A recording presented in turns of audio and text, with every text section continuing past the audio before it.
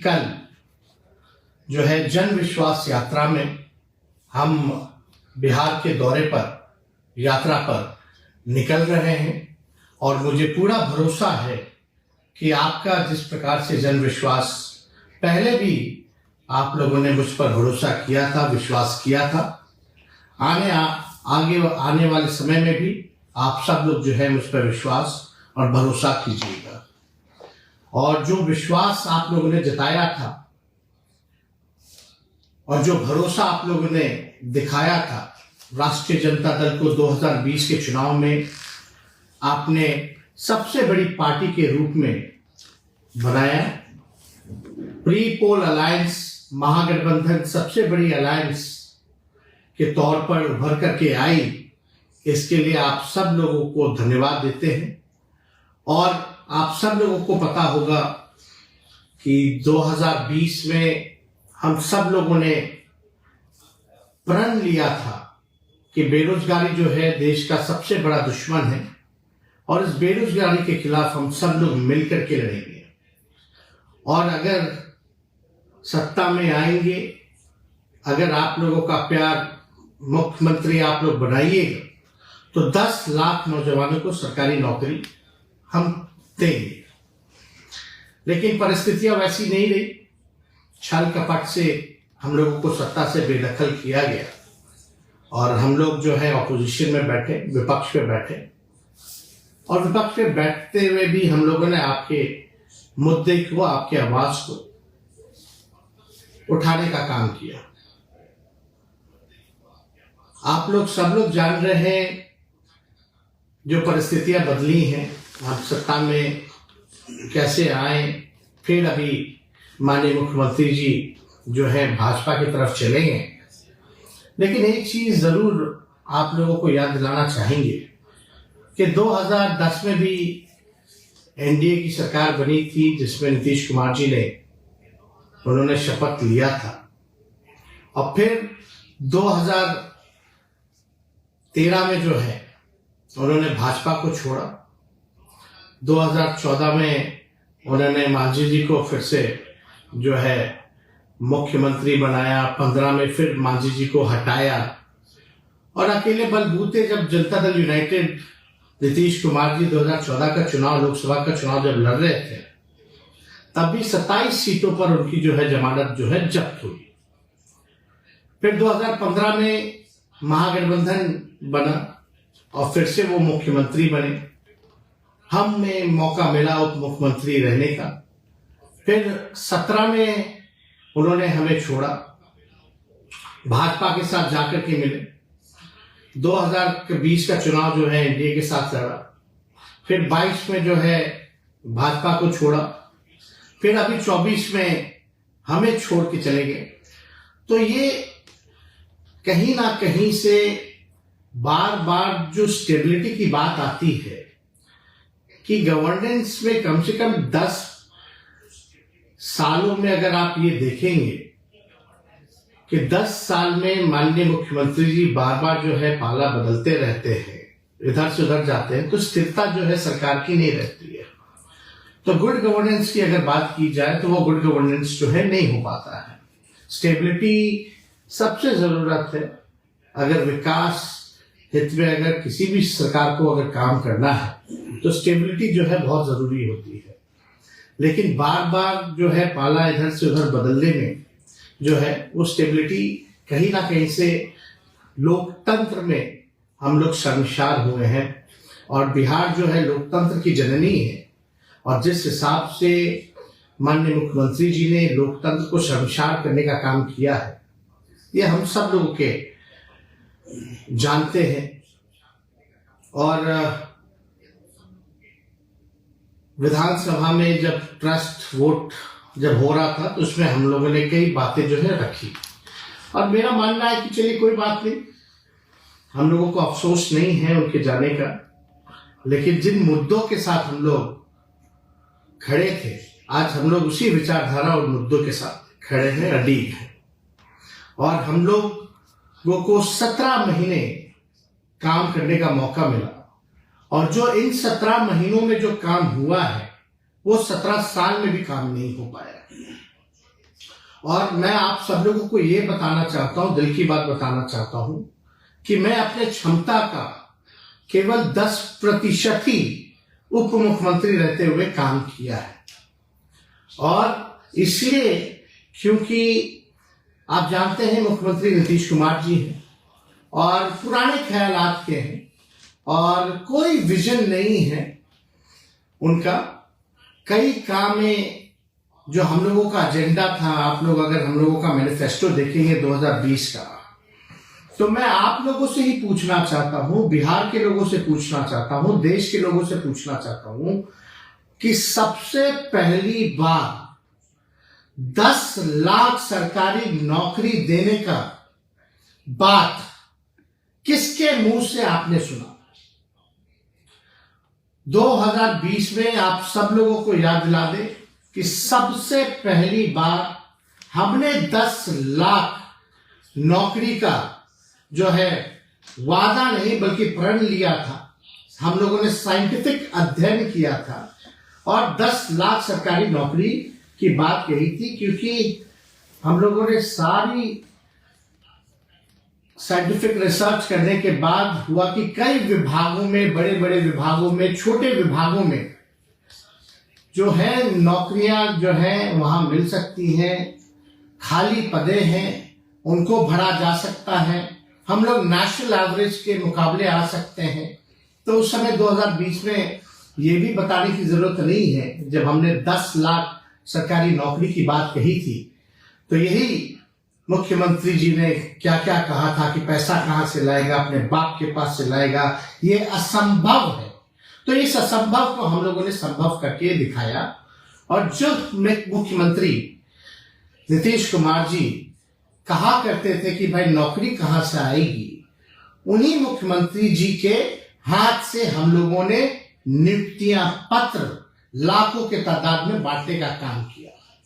यानी जब हम डिप्टी सीएम बने तब भी हमारा जो एजेंडा था नौकरी देने का, वो सबसे पहला एजेंडा था और उसको हम लोगों ने लागू कराया और लगभग 5 लाख के आसपास हम लोगों ने सरकारी बहालियां निकाली, लोगों को नियुक्तियां पत्र बांटने का काम किया।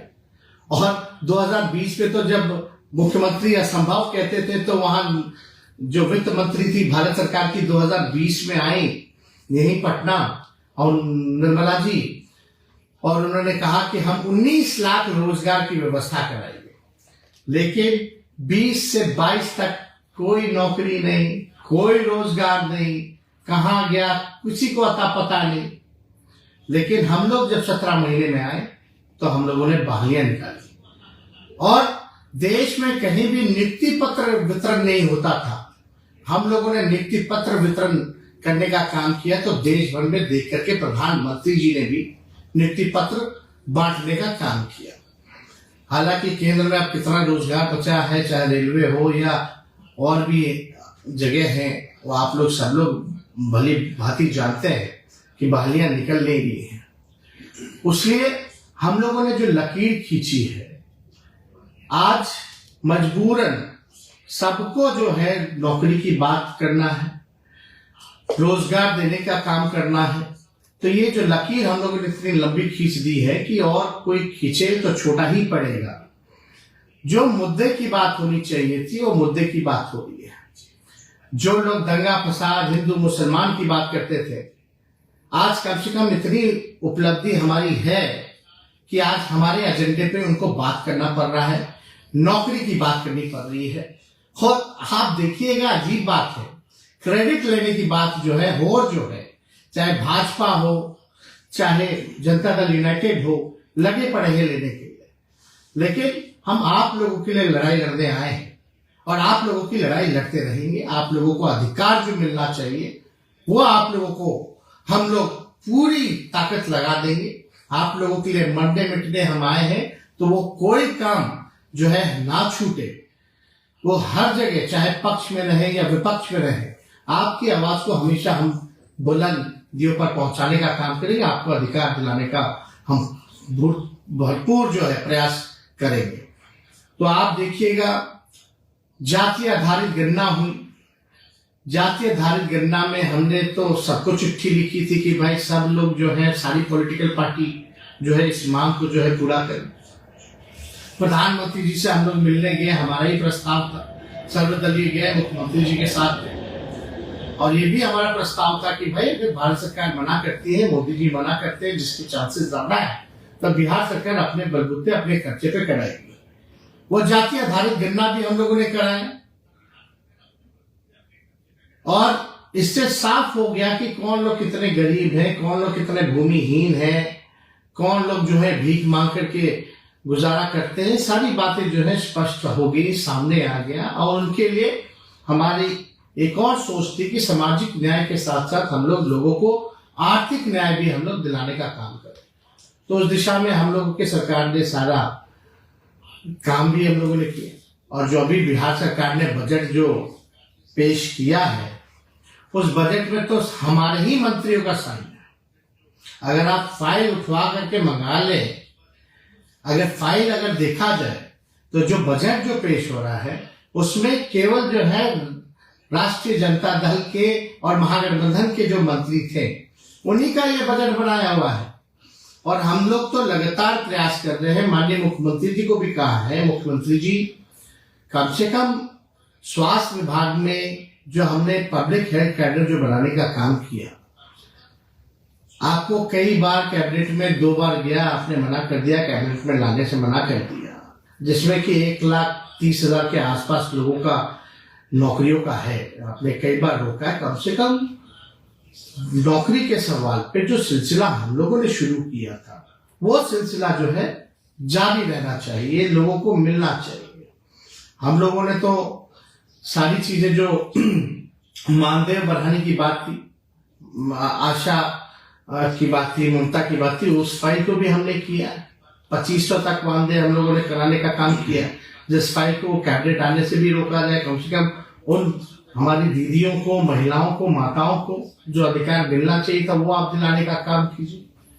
और यही नहीं, बल्कि हम लोगों ने तो मानदेय टोला सेवक हो, विकास मित्र हो, तालमी मरकज हो, सभी लोगों के मानदेय को हम लोगों ने बढ़ाने का काम किया।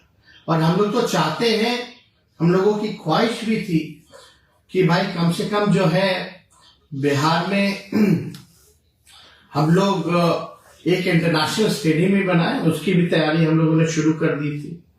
तो कम से कम उसको भी पूरा कराइए, ताकि बिहार के जो नौजवान हैं, जो क्रिकेटर्स हैं, जो खिलाड़ी रह चुके हैं, उनको भी फायदा हो।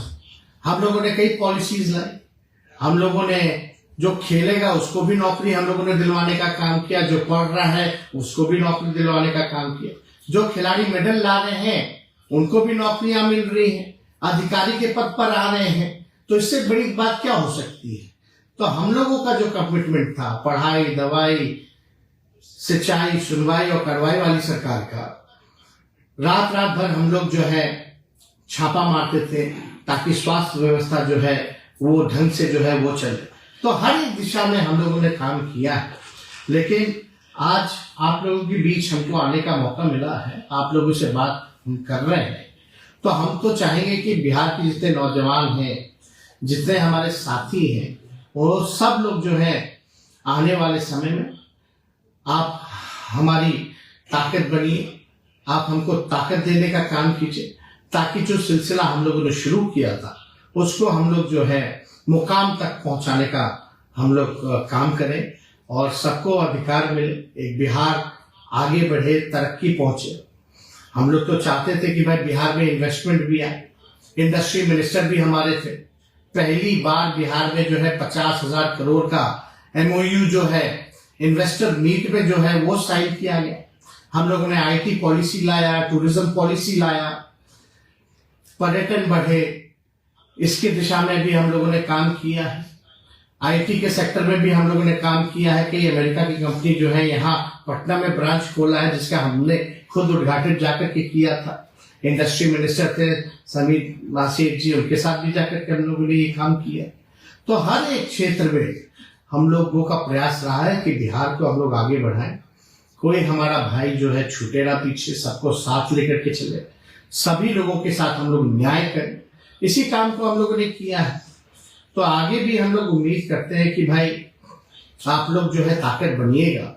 और मुख्यमंत्री जी का कोई विजन नहीं है, कोई अब पूरी तरीके से आप समझ सकते हैं कि उनकी जो ख्यालात है पुराने ख्यालात के लोग हैं, अब उनसे काम कुछ हो नहीं पा रहा। तो नैतिक जिम्मेवारी भी बनती है, उनको कोई मुख्यमंत्री पद पे बैठने का कोई अधिकार नहीं बनता है।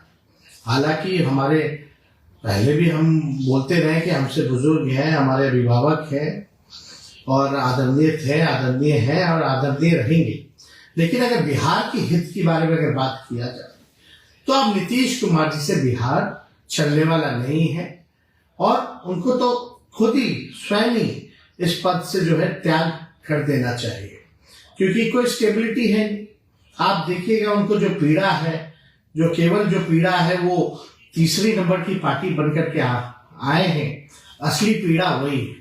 और सुनने में तो ये भी आ रहा है कि भाई वो चाहते हैं कि भंग करा दे, जो बिहार विधानसभा जो है वो भंग कराना चाहते हैं। अब क्यों भंग कराना चाहते हैं, क्या बात है, क्या कारण है? यही इनका मकसद है कि भाई 7 चुनाव करा लो, 7 चुनाव करा करके बिहार विधानसभा का लोकसभा के साथ, ताकि नीतीश कुमार जी की सीटें जो है वो बढ़ जाएंगी। लेकिन मुझे पूरा विश्वास है कि बिहार की न्याय प्रिय जनता जो है सच को देख रही है, काम करने वालों को जानती है और उस पर जो है विश्वास करेगी।